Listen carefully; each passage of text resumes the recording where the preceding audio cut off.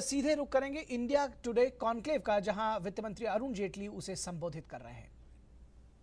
If there is a marginal query, it is addressed online. You get your orders online.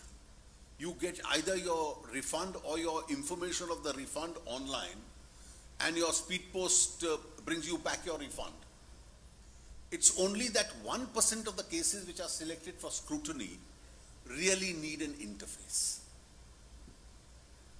Now here we are dealing with a department which each one of us, myself included, dreaded in our lives visiting, which has an image of a department where ethical standards were lacking. And if you are able to effectively use technology in a department of this kind, the manner in which you are able to bring about efficiency, a larger accountability, complete absence of interface, and thereby you can reduce levels of corruption substantially. I think this is really a living example of what technology can do. And therefore, when we suddenly realized that we'd moved up 53 positions merely on the strength that we've used technology as an instrument of governance itself. Now take the other example where we've done extremely badly conventionally. This is areas relating to land and building permissions. Now anybody who wants to build a factory or a plant or a house or have a land transfer and has to deal at the state government level with the authorities with regard to the mutation of the lands, and then go to the municipalities and ask for change of land user and a sanction of building plan and then a completion certificate. So the questions which have been addressed to us is, how many steps does he have to take? What is the cost involved? What is the extent of harassment involved in all this? Now each one of these adds or subtracts to the doing of business. In the language of the World Bank and in the language of a government, each one of it would then reflect on poor governance. Now, in case we are able to effectively utilize technology, and that's one of the priority items we have now put in for this year,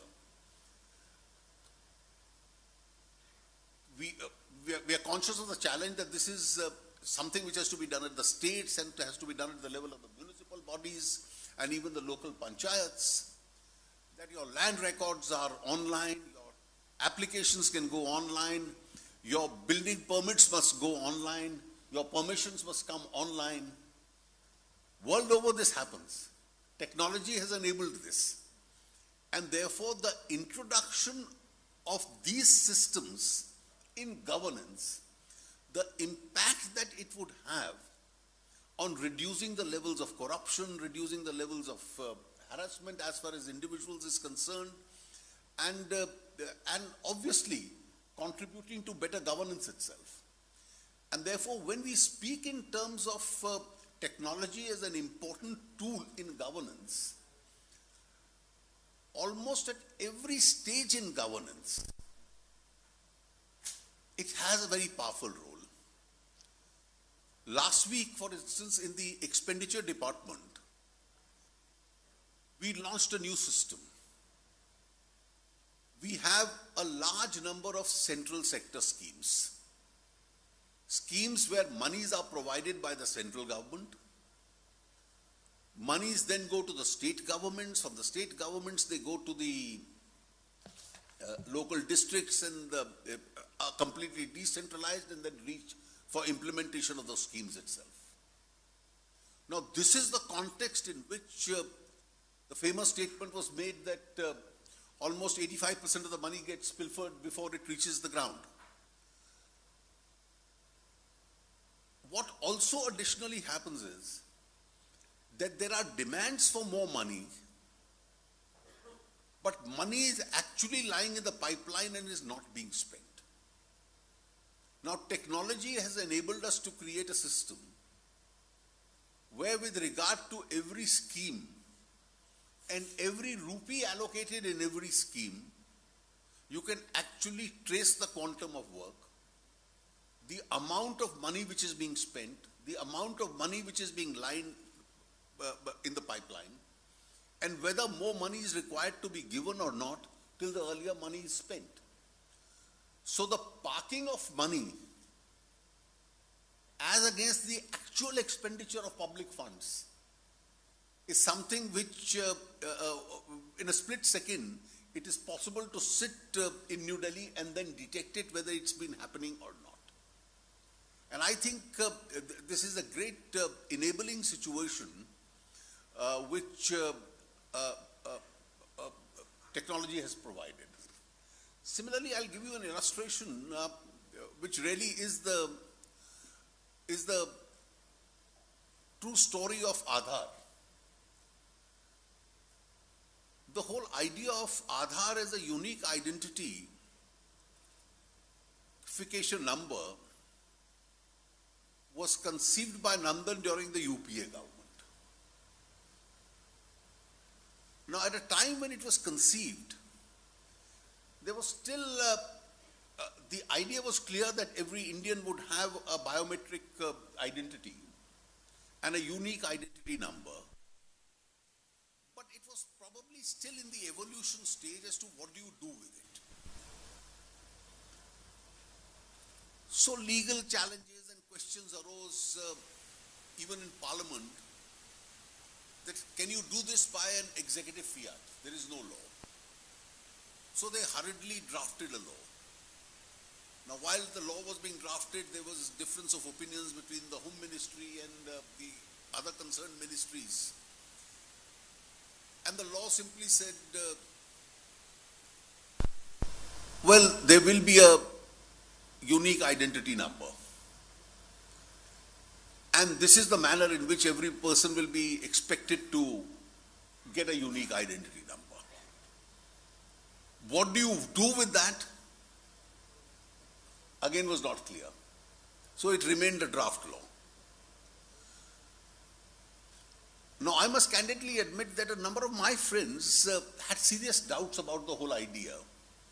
And at that time, the debate was also led with the factor of will non-citizens also get it? Will the illegal immigrants also get it? These are all side issues which were added to the debate. Within the first 10 or 15 days of the new government, Nandan made a presentation to the Prime Minister. I was also present. And after going through a detailed presentation, we thought it was a wonderful idea. And why should it not be linked really to all the benefits that the government gives to a citizen? Now, till that moment, if you remembered, there was this great debate going on about subsidies and how to rationalize subsidies. Subsidies were considered always a kind of an unidentified amount which could be given to an unidentified section of people. So at that moment, even you and I got the petroleum subsidy. We got the cooking gas subsidies. Because these were price distorting subsidies where everybody, irrespective of the economic character of the user, got those subsidies. And finally, when we worked on this law, that all right, if you want a government advantage or a benefit of a subsidy, you must have your unique identity number. So we linked it with it, and the law was tailored accordingly. There were concerns of privacy, and there was a whole chapter on privacy which was brought in. Arvind Subramaniam further kept improving on this idea of linking the three, the Janadhan, the Aadhaar and the mobile, and which has now given us probably a huge data bank, now which can be used for the purposes of taxation, which can be used for the purposes of a lot of other activities. The immediate advantage is you can exclude categories from benefits, those who are not entitled to get those benefits. the exclusion is extremely easily possible. Post demonetization,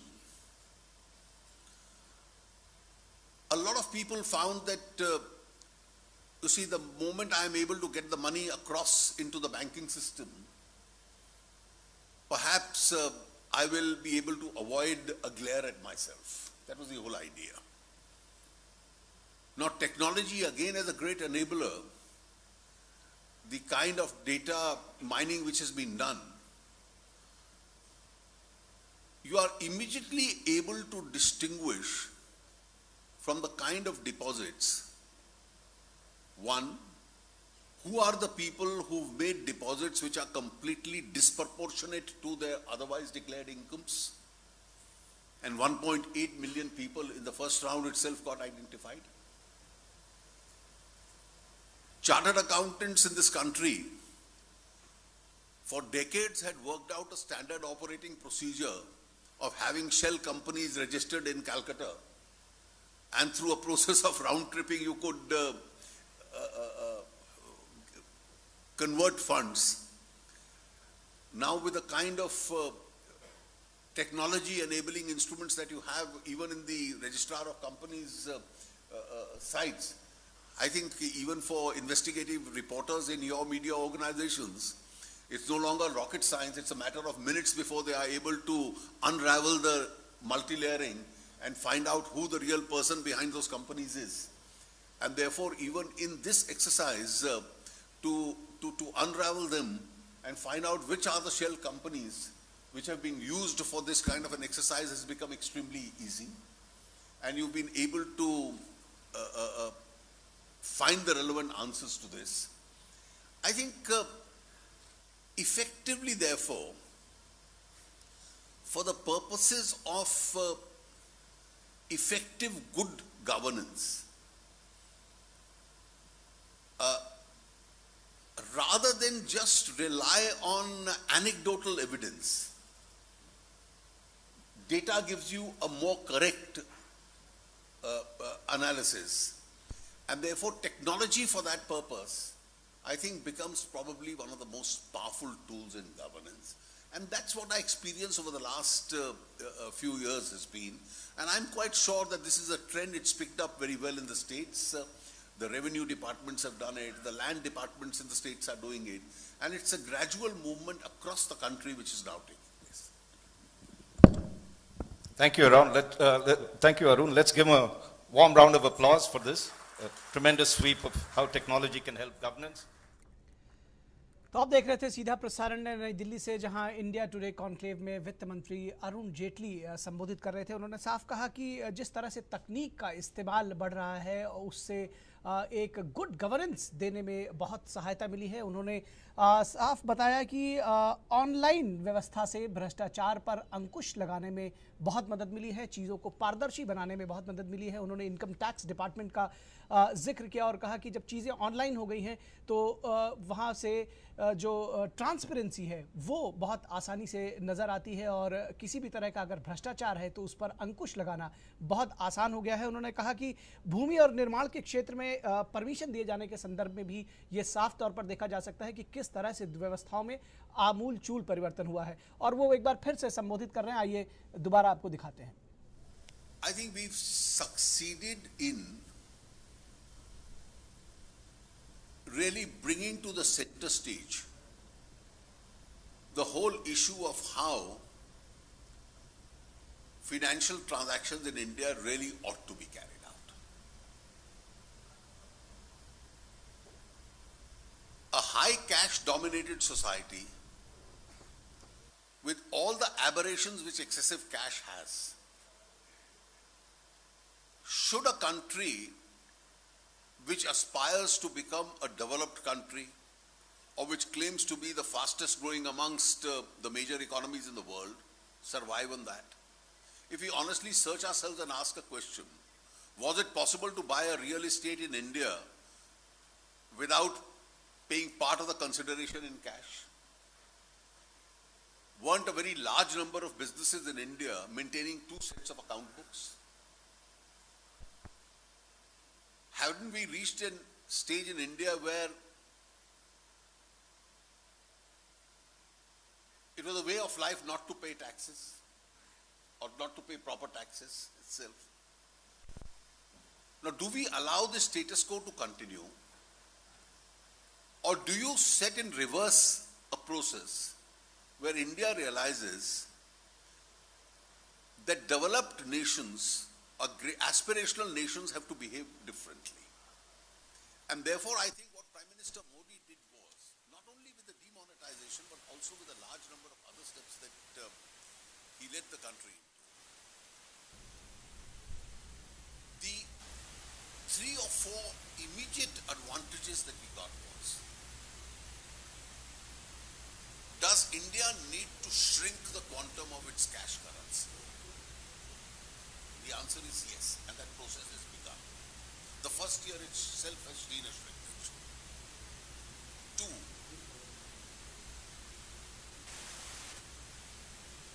will India's tax base increase? Are those discussions only meant for the budget day evening, that we need to increase the tax GDP ratio, and throughout the year, every time you take a step, you just make a critical comment on it? No, we are very happy dealing in cash.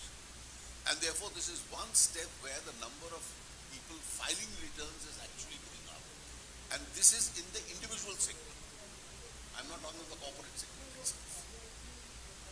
Are the number of digital transactions going up? Look at the kind of debate which is taking place in the whole banking system and the fintech industry now.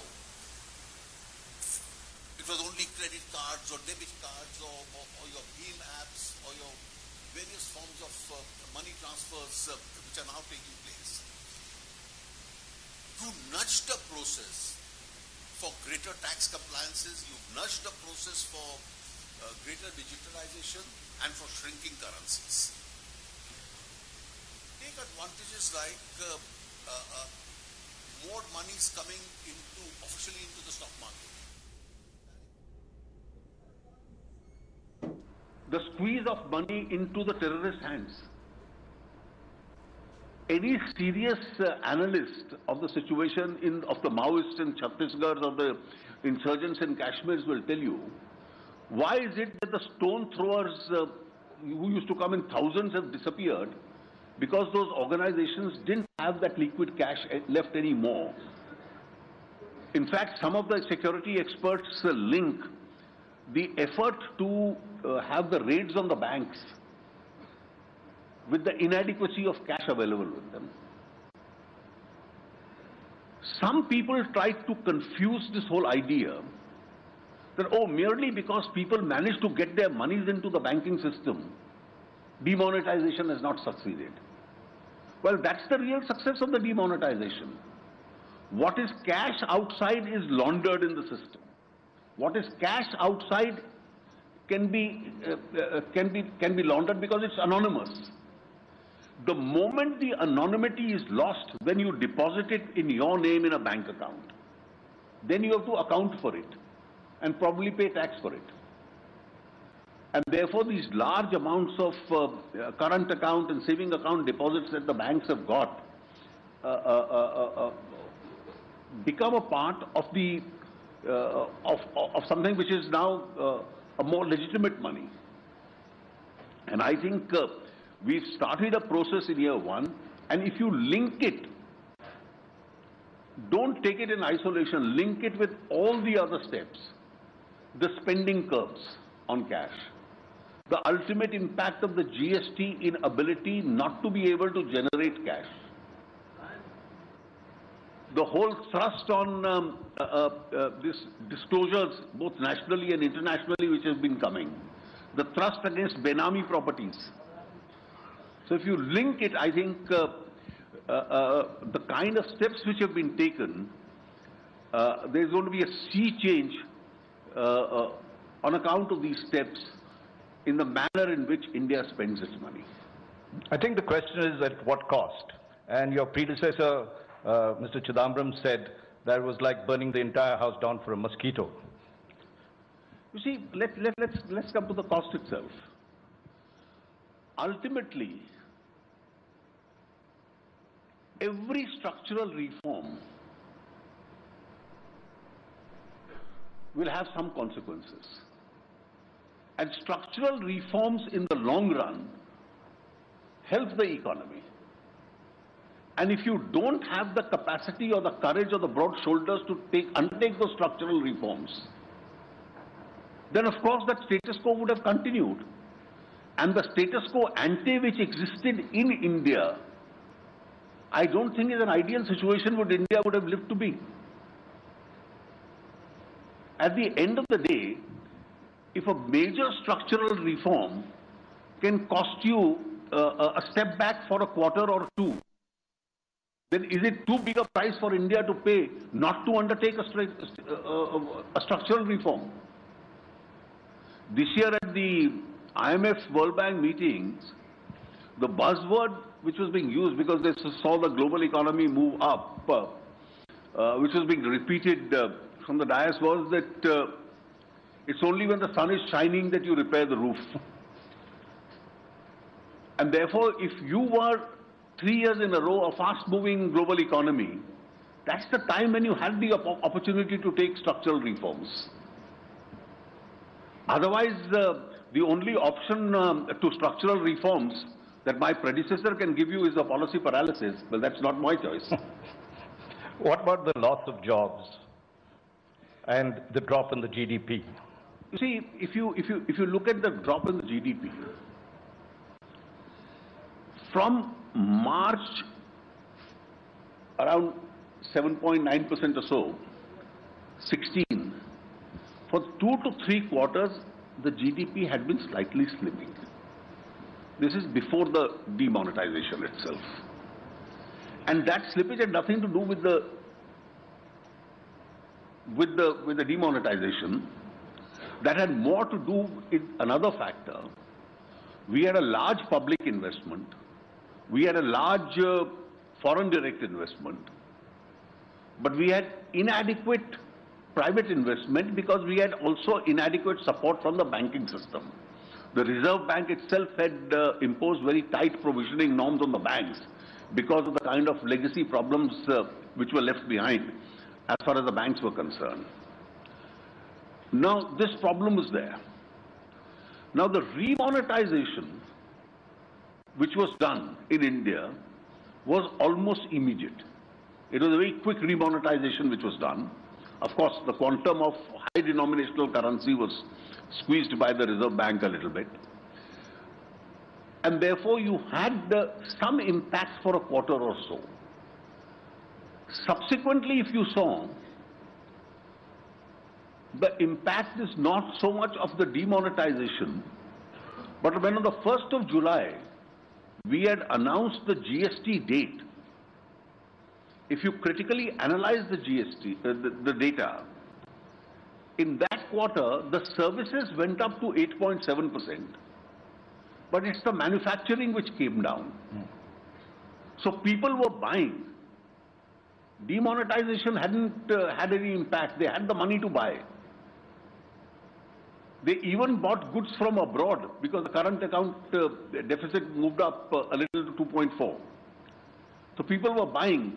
The services moved up. But they were destocking the existing stocks because they wanted to now manufacture under the new tax regime itself. So these are at least 2 significant structural reforms back to back with each other. And I'm quite sure that both of them are now behind us. No, particularly the loss of jobs, and there's some estimates 1.5 million jobs had dropped. You see, these are, I'll tell you, a lot of this is anecdotal. Because I saw a lot of your television programs even during that period. Well, the sale is down to 10% or 20%, etc. But finally, when the 6.1% growth GDP figure came, which is low by our standards, but not a terrible one, it didn't seem to be indicating those figures. And therefore, rather than go by anecdotal evidence which becomes more gossipy, one has to go by the real figures itself. And they show the real figures? Well, I think let's wait, because having undertaken 2 major structural changes, which are extremely important for Indian economy, I think the impact being substantially behind us, the early indications for the future look to be positive. I am going to open this out to questions. I see some hands. Arun, you had a question that was quite interesting before when we met Arun Jaitley. Arun Puri, editor-in-chief. Would you like to ask a question about audio देख लीजिएगा sir. About the future of black money? I thought that was very interesting. Arun. My question, Mr. Jaitley, was regarding you stopped the supply of black money, but not necessarily the demand for black money. So the generation of new black money will probably start all over again or has already started. So what are the steps the government needs to take in order to follow through from demonetization so that new black money is not generated? You know the kind of people who are asking for black money, so that hasn't stopped. In fact, the price has gone up because the threat is more. See, let's be clear. One is not in a position today to talk about a society where there is no cash. You are at best aiming for a society where there is less cash. And therefore, in terms of governance, you have to really look at areas where you create systems, and that's what I mentioned in my opening comment, and that's where technology is an enabler, where government's interface with citizens minimizes itself. In fact, one of the great sources of corruptions is either discretions, which are vested in authority, and if I have a discretion to decide whether to favor A or B, it can lead to corruption. Or B, if I deal with too many people and I'm in a position to show favor to some of them or otherwise. And I think it's here that technology itself plays a very important role. What happened ultimately in the allocation of natural resources? So how did corruption disappear in the coal allocations and in the mine allocation and in the spectrum allocation? Because rather than go to the ministers, you had to go and address the software on your laptop as to what bid you are going to make. So if you are going to use all these effective tools, I think governance then can become far more objective and reduce certainly levels of corruption in a society. Rajiv Dubey, who is our managing editor for TV Today on business. Mr. Jaitley, yesterday Mr. Ravi Shankar Prasad was here and he was mentioning that there is an amount of 3.68 lakh crore that is under investigation. The earlier amount that we had heard was 2.89 lakh crore. Now, when do we see the tangible numbers of how much black money has been discovered or is likely to be discovered? I'll tell you, this will be a continuous process. Let's not tie ourselves down to a number for the simple reason. You have, for instance, amongst the individuals who've made deposits, the CBDT has been able to identify 1.8 million people. Then from the shell companies, we've been able to identify a large number of these shell companies itself, which have been used as conduits. Now, ultimately, tax assessments is a quasi-judicial process. There are appeals, etc.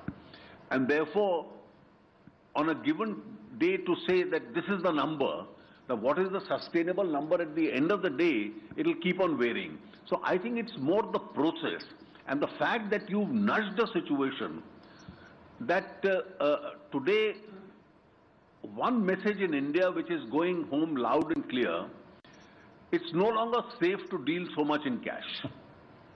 And therefore it's only proper, fair and ethical to deal in a cleaner money. I think that's been a great achievement of the last 1 year. I'd rather look at it this way. Shweta Punj and then Rahul Kaur.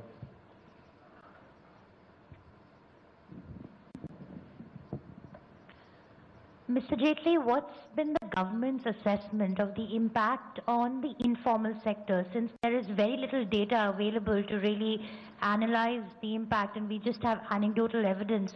How's the government reading into the situation, and are there any measures that you're thinking of to really ease the pain? You see, one has to, as far as the demonetization impact is concerned, any form of a disruption like this can have an immediate impact. But that immediate impact gets rectified if you come out with a prompt remonetization. The period was not years. The remonetization period was weeks. And therefore, if the impact has been so huge, then the kind of social unrest it would have thrown up itself would have been evident. Now, why didn't you see incidents of this kind?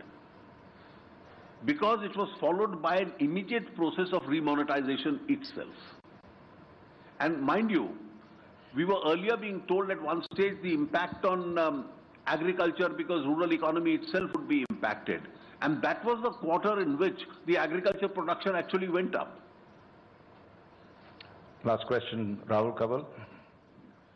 Mr. Jaitley, I was in Gujarat last week chatting with some traders in Ahmedabad about how GST was playing out for them. And one of the feedbacks that I picked up was that their sense was that the tax structure on a lot of products, and they mentioned furniture or batteries as an example, was so high, being 28%, that people didn't necessarily make the behavior change. You spoke earlier of changing people's behavior. People still prefer to pay in tax, not pay in cash, not necessarily get a bill, and stay outside the tax system. Where do you see this 28% tax structure stay? How many items will be in it? And can this change in the GST Council meeting? I'm glad you asked this question. You see, when the GST Council fixed the rates initially, it was guided by two principles. The first was, let's stick to equivalence. What were you paying earlier?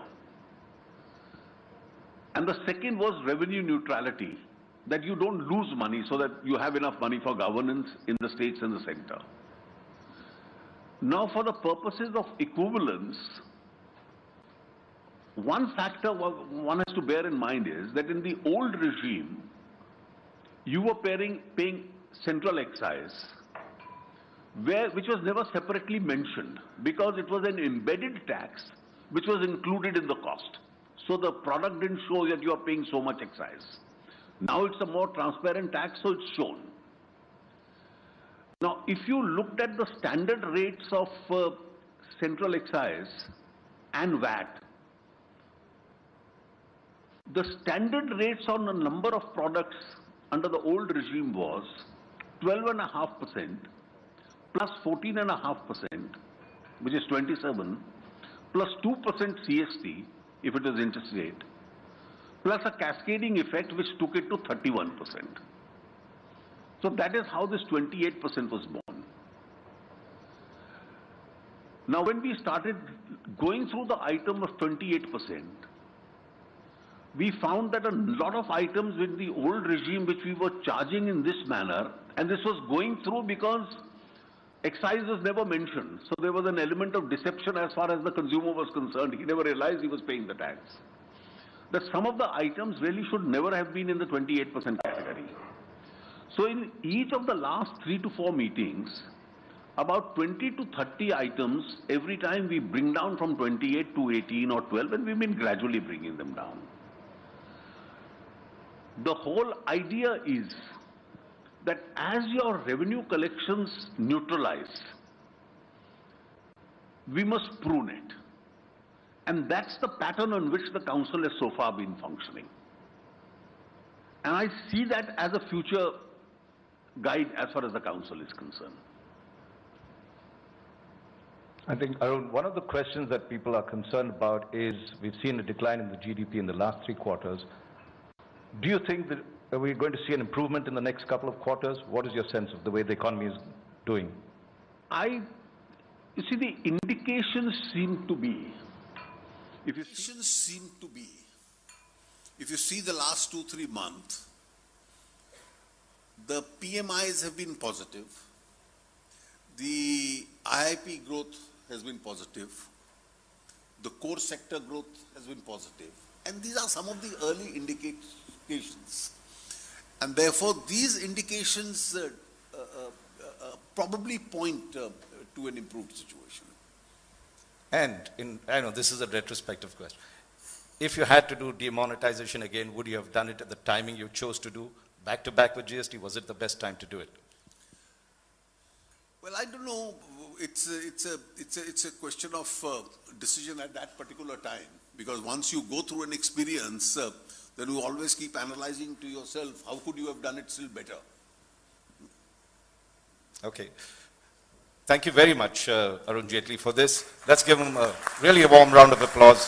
Thank you so much for your time and patience. Thank you.